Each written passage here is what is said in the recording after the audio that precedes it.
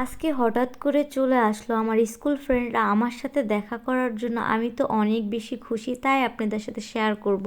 আসসালামু আলাইকুম, সবাই কেমন আছেন? আশা করি সবাই ভালো আছেন। আলহামদুলিল্লাহ, আমিও অনেক ভালো আছি আপনাদের দোয়ায়। সকালবেলা ঘুমে থেকে উঠে দেখি নানু অনেক সুন্দর করে চাপটি পিঠা বানাচ্ছিল। কারণ নানুকে রাতের বেলায় বলেছিলাম, নানু কালকে সকালে আমি চাপটি পিঠা আর ভর্তা খেতে চাই। তো নানু এখানে সকালবেলা সুন্দর করে চাপটি পিঠা বানাচ্ছিল। আর বাইরে আজকে অনেক বেশি কুয়াশা পড়েছিল।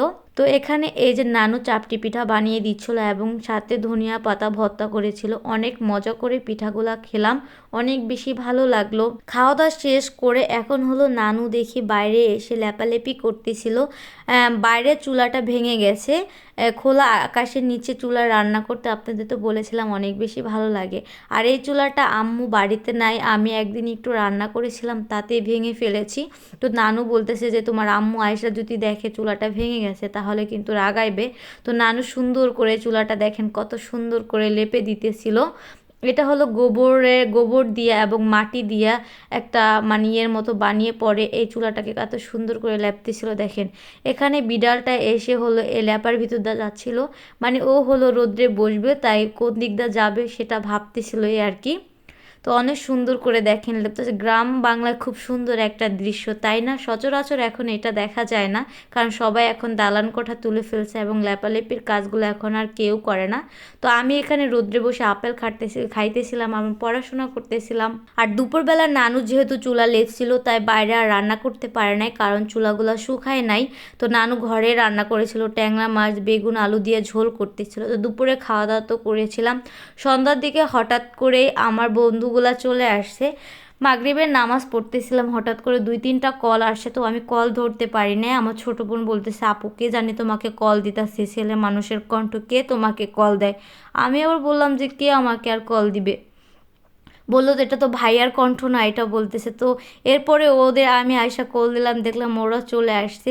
ওরাও বললো যে তোর সাথে দেখা করতে চলে আসলাম। তো ওদের জন্য এই যে কিছু নাস্তার আয়োজন করলাম। তো অনেক বছর পর ওদের সাথে দেখা হলো। দুইটার সাথে দেখা হয়েছে প্রায় 7 বছর পর, আর একজনের সাথে দেখা হলো প্রায় 2.5 বছর পর। ওদের সাথে সবার সাথে ফোনে যোগাযোগ হয়, কারোর সাথেই দেখা হয় না। ও আমার জন্য আজোয়া খেজুর নিয়ে আসছে, যেই খেজুরের কথাটা আমি ওকে আগে বলেছিলাম। এই খেজুরটা কিন্তু আমাদের মহানবী হজরত মুহাম্মদ সাল্লাল্লাহু আলাইহি ওয়াসাল্লাম, আমাদের প্রিয় নবীর হাতের খেজুর। এটা খেলে মানুষের রোগ ব্যায়াম নাকি দূর হয়ে যায়, এবং হলো যে নিয়াতে খায় আল্লাহ ওই নিয়াতে তাকে পূরণ করে, আলহামদুলিল্লাহ। তো এই খেজুরগুলো আমার জন্য নিয়ে আসছিল আপেল মিষ্টি আর কি। ওদের বললাম কেন ওগুলো আনছোস? এর ভিতরে আমার একটা ফ্রেন্ড বাহির থেকে আসছে, কত বড় হয়ে গেছে ওরা, তাই না? ওদের সাথে স্কুলে থাকতে অনেক বেশি দুষ্টামি করতাম, আমি অনেক বেশি মারামারি করতাম। ওরা আমাকে নাম বলতো ঘুষিটি বেগম করে আমারে চেতাইতো এবং আমাকে বেজাত বেজাত বলতো, কারণ আমি অনেক বেশি মারামারি করতাম, অনেক বেশি দুষ্টামি করতাম।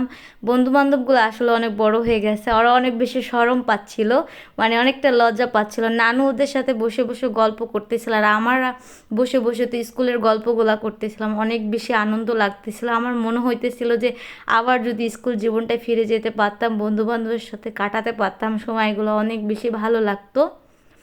আমি যখন ভয়েস দিতেছিলাম তখনও আমার অনেক বেশি কষ্ট লাগতেছিল যে কত সুন্দর দিনগুলো কাটছিল আমাদের। ওদের সাথে আড্ডা দিয়ে অনেক বেশি ভালো লাগতেছিল। মনে হচ্ছিল যে স্কুল জীবনে আবার হয়তো ফিরে আসি। আগের এই দুষ্টামি কথাগুলো পড়তেছিল, আর এক একজনের ভিডিও করতেছিল, ওরা দুষ্টামি করতেছিল এই আর কি। তো ওদের সাথে সময় কাটিয়ে সন্ধ্যার সময়টা আমার অনেক বেশি ভালো গেল। এই যে হলো আমার স্কুলের বন্ধুরা। তো এখন ওরা খাওয়া দাওয়া করে চলে যাচ্ছে। ওদের বললাম যে আরেক দিন কিন্তু আসবে আর কি। ওরা বললো আচ্ছা ঠিক আছে। তো ভিডিওটা আজকে এই পর্যন্ত। আল্লাহ হাফেজ, সবাই ভালো থাকবেন। আপনাদের স্কুলের ফ্রেন্ডের সাথে কি আপনাদের এখনও দেখা হয়? অবশ্যই কমেন্ট করে জানাবেন।